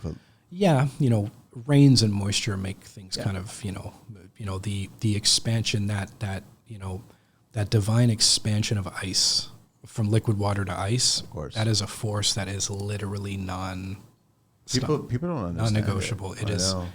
it's carved our planet literally. So if it wants to move the porch, pretty sure it's probably going to do the deal, right? So we keep that in mind and such, expansion. But so on top of the USC Hickson product, layer of fiberglass mesh, another layer of rubberized membrane from USC Hickson, 12-0 plastic on top of that, and then drainage board is generally the finish layer. So there's about 5 layers, nice clean. How was that termination bar penetrated? Water doesn't find its way in. Shouldn't that be like, am I being too naive and just saying, shouldn't that just be in the building code? Should be. The cost to do it is versus sort of what, it goes back to, economies of scale, right? You're building 200, 400 houses and you say, okay, what's the minimum legal thing to do here? And these developers, they do the minimum, right? You want to have a premier situation, that's a different, price point, right? Maybe in the future clients can check, on the thing, hey, I want to have the Rolls Royce of basement waterproofing, never want to worry again. They click the box and then we come in and do that. I'm not sure, but, cost wise, it's, significantly higher than just foundation coating. So they should, and maybe they will in the future. And with a lot of the, climate changing and, water stuff is wild. So like, I could see building code evolving away from just minimum. I honestly want to say it's still just foundation coating and drainage board. I want to say that's kind of where it is. If engineers are involved, they'll say, hey, we need a rubberized membrane here. It's a Band-Aid. If an engineer's there, I agree, right? And, again. Your system, you correct me if I'm wrong, commercial structures, that's mandatory, right? You have to make it that waterproof. Yes. For parking structures, mechanical systems. Correct. All that stuff. You're correct. literally building a bathtub. Correct. And also, I know there's other companies out there that do the reverse blind because of how narrow the lots are and what's being built. So you actually have to do it on the inside. Right. But you're doing all those layers to prevent Mother Nature from entering that dwelling. Exactly. So why do we put so much emphasis on this commercial structure but not our own structure? That's a good question, right? The commercial world has already kind of evolved there.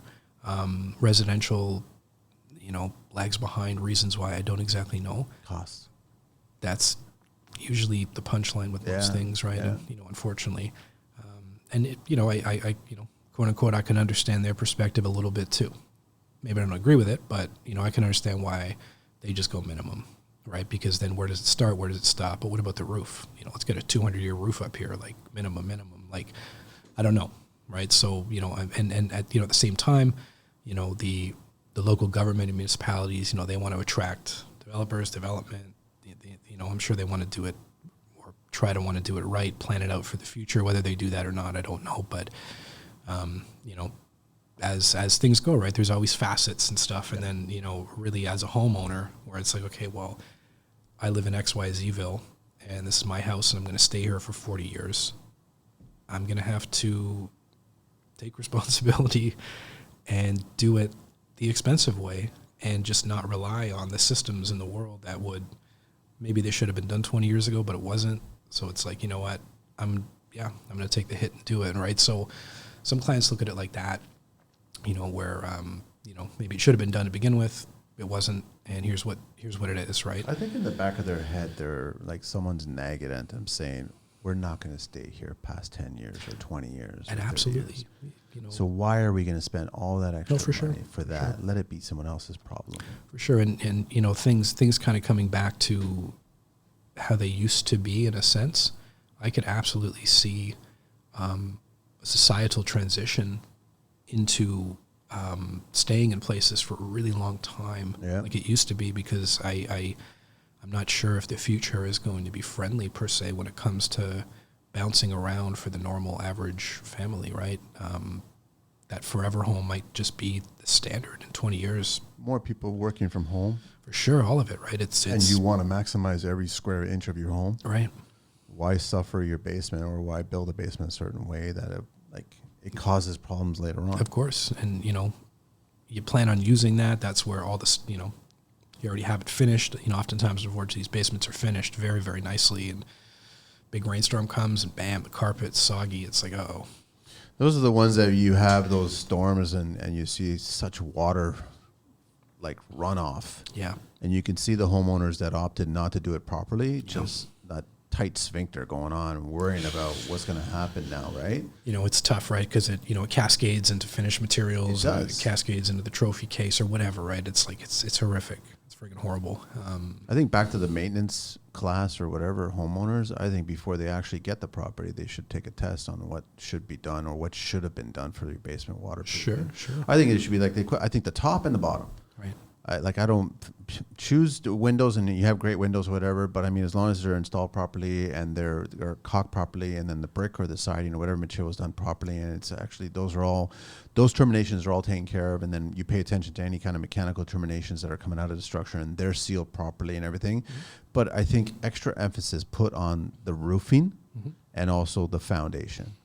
Here in Canada, in Toronto, and other places that have basements as a dwelling and livable space, I think that it should be done as a bare minimum the way you guys are doing it. Mm-hmm.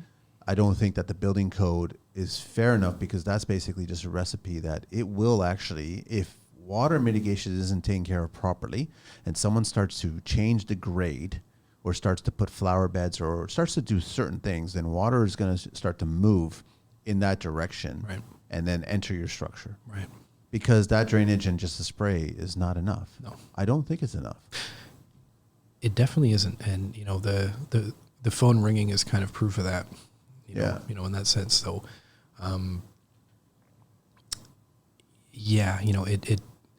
it would be a nicer finished package for homeowners to have that done in advance, right? And of course, the amount of disruption it takes to dig a whole perimeter up of a foundation like that, like everything. You're moving the AC, you're moving the trees, you're moving the porch, you're moving the disconnect. Sometimes you got to disconnect gas. All of right, so much stuff. So it's it's a big deal. Yeah, but I mean, and it's doable. Yeah, it's totally doable. But it's just something I'm always a fighter of what clients don't think are pretty things. Of course, yeah. And in my opinion, this is pretty things. And this falls under pretty things for sure. And even to bring things back to a simple thing, all the most important things in life are the things that may not be visible to the outside world, right? And that goes for human beings and all inside things and all these things. Those are the most instrumental key things that need to be sort of taken into account first and foremost. And no one else can see those things. You can't explain those things to people. And with the structure, I don't see any difference between the two in a sense. Those items that you can't see are the most important. That I-beam running down the stretch of the spine of a house, like the entire structure is sitting on it. Like, what's going on with that? Is it cut? Oh, it's cut in the middle. Someone 20 years ago cut it for whatever. Like, see it all the time. It's like, because they just bought a brand new grinder or whatever, right? Reasons why, even to, someone who doesn't know about stuff, they say, man, like the size of that beam, that must be doing something significant. Let's fucking cut it. No, don't. There's a reason that someone spent the time and effort getting that thing in here. Oh man, and replacing those, bringing those out with steel when everything's existing, that's a mission, man. That's a mission. I'm sure we didn't even really talk. I mean, I almost feel like we have to do a second show, but we've got to get into I still want to talk briefly a little bit about the whole underpinning, because that's sure. It's not the glamorous part of construction. No. It depends on if you hit water table. I mean, you're wearing rubber boots. You're gonna be in that suction of mud, sometimes you'll lose your rubber, boots or whatever. And now you got socks going into mud, and that's your day. And that's shitty. But it's not a very glamorous position to be in. No. But I go back to it's an extremely important one. I agree. I look at underpinning and all the labor and all the sweat and the tears involved in pulling a project like that off is, I view it as very honorable, very rewarding in a sense when it's done. Totally earned, right? Oh my gosh, yes. And anyone who's done underpinning, you talk to trades guys and, what do you do? I underpin. Like, oh shit. Yeah. Respect. If right? It's, it's a go. Have you seen a lot of fly-by-night companies just come out of the woodwork to get into this business and sell their services, undercutting proper companies? Yeah, no, for sure. And it's such it couldn't be a more risky project to do as a fly-by-night. Where it's you're you really need to know your stuff. Holy shit, you're hanging out, That you can't fake it till you fucking have the house drop. And, you know, as you know, as you see in the media and articles and shit, and like, fuck, people die. Yeah, underpin collapse in fucking East York, 3 dead. Like, oh shit. How many stages did you do it? Stages? We just did it all in one shot. Like, oh shit. We did it all in one shot. We had car jacks in every corner. Car jacks can hold a house, no? It's depends on the car. Depends on the car, right? Exactly. It's definitely not. No, man. Stages. Come on. My gosh, you know. So earlier, like say before COVID stuff, maybe 5, 6, 7 years ago, there seemed to be a big influx of underpinning crews and guys and coming out of it. Yeah, have at her. But as COVID came and such, a lot of them I don't see them mentioned or around anymore. So there's it seems to shrunk down a little bit in size, as in like people doing it. They got caught. Right. You know, something happened or whatever. Right. A caveat with the underpinning too is like, okay, so you know, you pull off an underpin structurally, that's great, congratulations. Now you get her excavated, that's great. That's a tough go. But part of the caveat with the whole thing is that, okay, generally you're underpinning a client's basement because really they want to finish that basement. They want to make an apartment. They want to make have a tenant down there. Maybe it's for grandmother, you know, all these different scenarios. Granny suite, all kinds of. Right. You know, never do you underpin a basement and the client's like, yeah, we'll just leave it at that. Like, I'll just leave it. Like, there's always, you know, the client's spending so much money. There's so much effort involved that clearly they're transforming that space into a livable space 99% of the time. Right. So there's that. You underpin, that's great. Now, as you underpin, you're kind of dropping the water table in that part of the neighborhood, and now that underpin is going to generally collect more water than the neighbors because they're only at 6 feet or 5 feet, and you're at full 8 or 9, or even 12. People, there's some pretty wild stuff, right? I can imagine. You know, like you said, going down, it goes on them forever. Yeah. Going up used to go on forever until airplanes were invented. For real, true. No, it's true. And then they zipped her at whatever they zipped her at, but yeah, airspace used to be infinite space, but. Anyway, so you know, you get all that done, everything's great. Now the water table's low. Now what that means too is that the pressure for water to want to come into that excavation or into that underpinning completion is tripled, very high. Yes. Right. So the waterproofing detail that happens after the underpinning is done is easily just as important as everything else. Right. Structurally, that's first and foremost. That's great.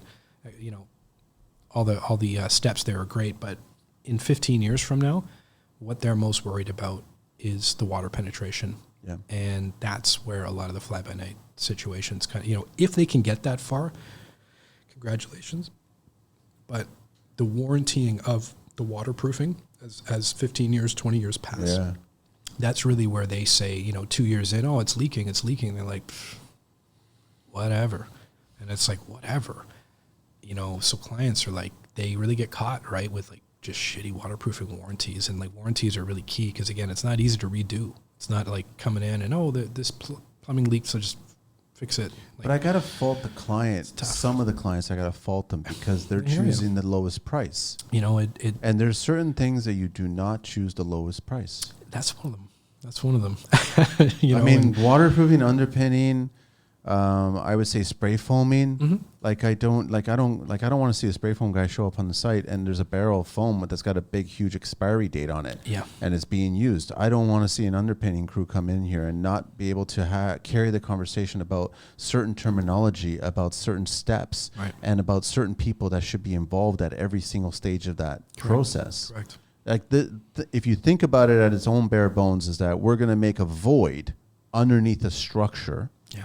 The entire perimeter of the structure, and then we're going to add volume underneath that void to lower the depth of the structure. Correct. So we're affecting so many factors. Yeah. And I get that. I've done it before with crews, like well-respected crews, and I've had people get upset at me because I had work happening above. Mm-hmm. But the way we designed everything with the engineer and with the building inspector, which you're basically on first name basis with everybody that's involved because you're seeing them so often. Correct. And you basically might as well just go get beers and hang out with each other because now you're familiar, right? That's all it is, right? You know, you pull enough of those off in a row and it gets to a point with some of those guys, they're like, just, you know, send photos. That's, but they trust you now because they've seen it. So it's like you're crossing all your T's and you're dotting all your I's, and you're doing it for a purpose. So you feel confident that, first of all, technically speaking, if you're doing it correctly, that structure above or the structure that hasn't been disturbed doesn't move a millimeter. Correct. So you can technically have workers going on top, no issue, and continue doing the work that needs to be done on floors. What's the point? I mean, we're GC. We're trying to figure out how to be most efficient with a structure. Yeah. So why am I going to have 2 floors above void while this work's going on? 90% of the underpinning projects we do, the clients are living there, right? Everything is normal up top. We sort of barricade ourselves in the basement. We get in and out through our access window, and there's no connection between the 2 floors. So any activity going on in the upper floor, of course, just continue it. I always if it's being done right, you wouldn't think twice. Why? It's funny having conversations with people that are not Canadian or people that don't construct in colder weather. Sure. How they just assume that we stop construction in Canada in winter months, and I'm like, how can we do that? Construction continues. We've just developed ways of doing it around cold weather. Simple as that. It's as simple as that. Whether framers are shoveling snow off of plywood, which becomes very slippery, by the way, and they're conscious of that. Oh, yeah. But I mean, it's you continue. Otherwise, it's like tenting and propane, you're bricklaying. Yep. You continue. Same with underpinning. Correct. I've done underpinning jobs before where we would come in the morning and there's ice. Yeah. Because we've hit the water table. True story. And there's ice. So it's like, did you bring your skates? There's ice, right? And I'm going, well, it is this temperature outside. Yeah. And we are this low. Based on science. It all adds up, man. It just makes sense that there would be ice here in the morning. Sure. No, right? And then, first take the SDS and start breaking the ice, and let's continue digging. That's it. I want to ask you, what arsenal of tools you guys using? For waterproofing underpinning. Just, I guess, for underpinning anything. I'm curious. This is an anomaly for me because I don't know what color you guys would be. Sure. So I'm assuming yellow. What's the color thing? Well, DeWalt, right? So it's DeWalt. I see tools. But then again, you're underpinning, so I'm assuming Bosch. Yeah, Bosch is always the go-to chipping equipment. That's what I figured. So all of our chipping hammers, whether that's spade bit, it's a Bosch go-to brute across the board. That's it. Across the board, that's it, right? So any other chipping hammer other than Bosch, honestly, last 10 years, it's always Bosch. So any chipping hammer, concrete, road breaker, whatever, all of that is Bosch across the board for us. Hand tools, honestly, Milwaukee. We're definitely not Finnish. We're not Finnish guys per se, right? So, kind of Milwaukee Sawzalls and stuff like that for us for shoring and this and that, forming and stuff. We love that stuff. Hammer drill stuff, Bosch or Milwaukee. Our tool arsenal is pretty darn basic. Chipping hammers, brute road breakers, normal hand tool stuff, Milwaukee stuff. What's the go-to shovel? Honestly, what's the brand? Or I don't know. That's the ironic part is the go-to shovel is the one that isn't a brand. It's honestly plain wood. Just a wood handle. Plain. They sell them at Depot. They sell them at Good Building Supplies, Bernardi Building Supply down the street here. Love those guys. Many decades working with them. The classic wood handle spade shovel. Honestly, the shovel at Bernardi is the gold standard shovel. It's $20 type thing. You know what I mean? And there's been tons of reinventions of shovels, but different handle materials, all sorts of different things, and you kind of look at neoprene that. Also, right, and some moisturizers and all kinds of crap. Exactly. Give me a wood handle, man. Wi-Fi connected, whatever stuff. A wood handle, exactly. And all these alternative material shovels and such. You look at them, think, it feels light and stuff, and you start to sort of use it, go down the line with it. You're like, I see. So it's lighter. It's decent. It flexes way too much where it's actually not strong. But then the third thing is when you start to get into the mud doesn't come off them. It's like if it doesn't come off, now it doubles the work because I'm throwing it out, but actually throwing it up and then banging it three times. Or my guy's shaving it off. It's like, this is fucking bullshit. It's a trap at that point. It's right. So, you know what? Go back to the old basic, and the old basic mud just sort of slides off her. And it's like, you know what? A brand new shovel every 3 months or so, you go, it'll crack. Do you not shed a tear? It's part of the deal. When you actually like you bend or crack the tip of the spade. Yeah, no, and you continue using it because you're reluctant to. I'm not giving it up. I got full commitment, right to the end, man. I'm even though you I'm not slide one it to right jump in ship. and you have the line, it starts forming the line of the spade shut cut out, and you're like, I'm not giving this shovel up. This is it for sure. And I'll push those. This shovel and I have been through everything, man. War. Sometimes I look at it like war, man. We're brothers in arms. Exactly, right? I won't. When you finally do have to give it, I guess you kind of bury it somewhere. I don't know, or you just Viking funeral it. Honestly, if it's a total write-off, I'll chop the handle off, keep the handle. The bottom I'll usually toss type thing, but nice, the handle I'll use as other handles break, sort of rotate handles, but just like the normal wood. Get everybody to engrave their name on it. Yeah, I love it. I love it. Put it on the wall. That's shovel's definitely my number one homie. So buckets too. Oh, buckets are gold, 5 man. 5-gallon buckets and shovels. That is it, dude. Buckets are gold. You can do the whole show with those things. And I want to kill any tradesperson that leaves the plastic handle on the side of the. Oh my gosh, man! If you don't tuck it, fuck it. Yeah, come on, man. You got to put the handle in. If you Yeah. don't, it's just they merge, they become one, and it's like, you know what, man. You lost the plot. I know, man. Gavin, this has been an absolute pleasure. No doubt. Dude. No I mean, doubt, we man. talked a lot about. There's so much more. We got to get you back on the show and Anytime. we'll talk more stuff because I'm fascinated by this stuff. And I try. I know homeowners listen to the show. Yeah. They're just quiet as fucking mice, right? Yeah, and I keep on reaffirming that message. Do not buy the cheapest version of this trade. No, correct. Like, do not even entertain it. Correct. And if you hear that number and they're number 4 and the other 3 are within each other relatively. Yeah. Call up the 4th and just laugh at them and say, I'm sorry, I don't want to hire you because you should change your business to red flag underpinning. Right? And it's just because you got a lot of red flags attached to that crap. A really good way, an interesting way that's really simple but not too common to sort of sort, in our case, to be able to sort out some of the waterproofing contractors and the GTA underpinning contractors as well as, everyone's got reviews. Of course, reviews are a huge driver for SEO and so on and so forth. So some companies have just massive, gigantic volumes of reviews, and that's cool. But one of the interesting ways to sort of suss things out is, you view everyone's reviews, but there's always a little tab that you can click, whether it's Homestars, Google reviews, whatever, and you got to sort the reviews negative to positive.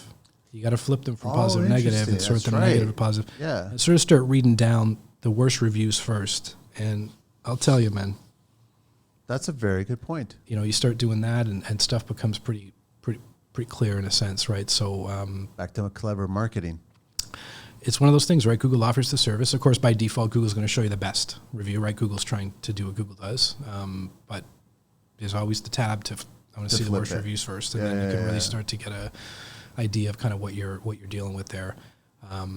Basement waterproofing, underpinning, all these kinds of things. They're, wild ranges in prices sometimes, but at the same time, just know that these are things that can't easily be redone. If someone screws up an underpinning, it's a tough call as to how to remove that underpin, right? It's serious shit now, right? So it's like it starts to become criminal. It starts to become federal. Like it starts to become a serious thing. There's some wild stuff, and sometimes we get calls and, hey, we had other guys in here. I need you to come in. Like, and you're reluctant, eh? I'll come take a peek, and normally, like, to get involved with other people's stuff, you don't exactly know what they did. Oh, half of this is good, but is it good? Like, I can't confirm that. You can't confirm it. Like it's, and then other times you come in, it's like, there shouldn't be anyone living in this house. Like, I got to get the heck out of here. I'm sorry. But then you also feel terrible because you have to submit a number that's going to be possibly twice as much because you have to factor in what you have to discover. You got to remove everything, right? It's, even with, normal basement waterproofing from the outside, we dig down to the footing and, what is this monstrosity that someone put on the wall? And we got to figure out a way to get it off, torch it, scrape it. It takes fucking days. And then maybe you get it off because you got to get it off or else your stuff's not going to stick. And so it's just like it keeps going. Because you got to warranty your stuff. Of course, right? So now it triples. It's like, I'm sorry, right? But this that 15 years, like we take that serious. 15 years is 15 years. Yeah. 14 years, 11 months and 5 days. It's a true story. That's right? a classic. So but I mean, you know what? Good on them if they said that something came about and good on you guys for coming back and owning it. And then that's question. it. It should be done that way. as the old man would say, keep it simple, right? So As simple as that, 15 years is 15 years. Gavin MacRae, GJ MacRae Foundation Repair owner, 48 years. www.wetbasements.com, Gavin at wetbasements.com. All over Facebook, Twitter, Instagram, LinkedIn, all under GJ MacRae. Ready for the 12 questions, man? Sure. Yeah, let's give those a little shot. What is your favorite construction word? Envelope. Fitting. What is your least favorite construction word? Bung. Bung. Like a plumbing bung.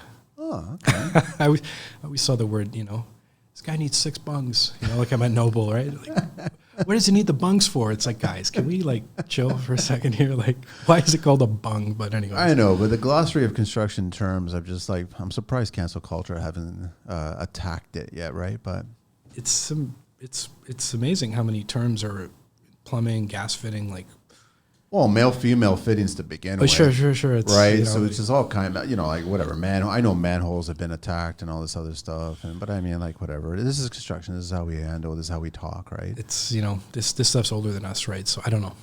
What turns you on in construction? Depth, reliability. What's the deepest you gone? Or I mean, human depth. Okay. but no. No, mentally and spiritually, what's the deepest you gone? No. But I mean, I was just curious. That's actually a good one. I like that. But work-wise, what's how deep have you guys, or even your dad? Really, as deep as a human being can go with a shovel. Once you go past a certain height, 10 and change, yeah. you just physically can't throw dirt out the top, given that there's a volume of dirt next to the hole. Right, so stuff starts to sort of become in around 10 feet and change. It's that's actually the deepest by hand you can go. Now you start to get into sort of trolley systems with buckets. Yep. Any deeper than that, now you start to get into machine territory where it's extension arms and all sorts of wild stuff. And then it becomes a different animal. Right, and you start getting down that deep. It's man, it's wet and the walls it looks like the friggin'. It's like the Wailing Wall, man. Yeah, I know, yeah. It just goes on forever. It's that's not too common. But that's actually a good answer, your depth. Yeah, I like that one. What turns you off in construction? Flash, big talk. Big talk and flash. That normal shit. I know. You know what, guys? No reason. It's funny, sometimes it's funny, but it's I gotta go to work, man. We gotta get some shit done, right? So yeah, I don't know, What's your favorite curse word? You don't really curse? I try not to. Sometimes, I don't do. Have but, to. If you don't want to curse, you don't want to curse. Common F word, different ways of saying fucking stuff. And, yeah, they go to. If I'm cognizant of, I need to swear, sometimes I'll try to say shite, but it's F word's kind of the go-to. But you Scots and you Irish, you guys have the nicest way of saying curse words. It's the best way I can say it. Yeah. I don't feel offended when a curse word is shared from you guys. It doesn't bother me. I heard a term recently, Irish guy, fresh, sort of fresh in Canada, about 2 years, Ricky. Yeah. Good guy, talented guy, and a very nice guy. But he was, he was doing a little bit of work, and I think his labor didn't show up or whatever. There was something, he was frustrated. I kind of got to see him in his true, go on, and, anyways, he had some term. I thought it was so funny. He called his laborer. He's Patty, fucking Patty didn't show. He's shite in a bucket. She's hold on a second. Shite in a bucket? Bucket. So he's shit in a bucket. Shit in a bucket, He's yeah. Shite in a bucket. I'm man, that's a pretty good one. That's how much value he has. Right. Shit in a bucket. Right. It's hardcore, man. That's actually good. My God. What is your favorite vehicle? Anything in the world? From the past, I'd say Studebaker pickups. Very, very slick. With the wheel well? Yeah. Wheel on the side, a wood bed, of course. Classic era. Such a sexy looking vehicle. It's that's a time that'll never come again. They tried, but yeah, I know for sure. Yeah, these I don't know what they're called. Prowlers, abominations. Abominations. That's Yeah, what they're called. If it's not done right, it's the worst thing in the world. I know. So yeah, I'd say old Studebaker pickups. I think one of the coolest trucks. I would never own this truck, but I think a deuce and a half would be one of the backbone work trucks of planet Earth. Still to this day, for 70 years, everything's deuce and a half, simple shit. For sure. And then just like normal, realistic would be like just a basic commercial Chev, 1 ton That's all you need, man. type thing. And like, man, I'm good 20 years, 15 years with that truck. Those things last. Just plain Jane, like. They last. Yeah, exactly. That's right. all it is. Just put a sign on the side that says, we don't have any puppies or a couch in here. Yeah, I know. That's all it is, right? Yeah, straight up, man. What's your least favorite vehicle in the entire world? I'd say like one that doesn't run, you know? I know, it's true. Huh? It's completely useless. Yeah. What construction sound or noise do you love? I like the sound of pouring concrete, you know, into forms. Like, you know, it's filling. Like it has this kind of cool wail Rhythm. Yeah. There's a rhythm you know, to it. and it's kind of happening. And it's like when that's happening, you know, you're sort of chasing victory.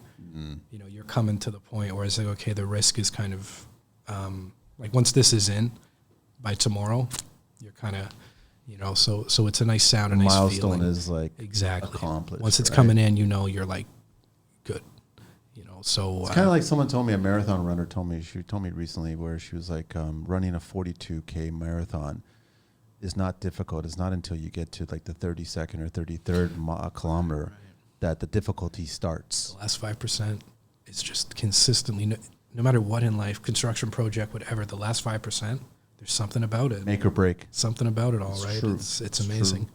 Construction sound or noise do you hate? You know, prolonged use, you know, like jumping jacks, you know, here and there, you know, to tamp and smash is cool, but, you know, sometimes you got to use them for hours and, like, you know, not my favorite So thing. harsh. But yeah, you know, at the same time, with jumping jacks, that's another tool, whacker, brand new. All the way. Brand new whackers. Did they right? invent them? I want to say they did. Honestly, I'm pretty sure, like, the modern gas jumping jack has to be whacker.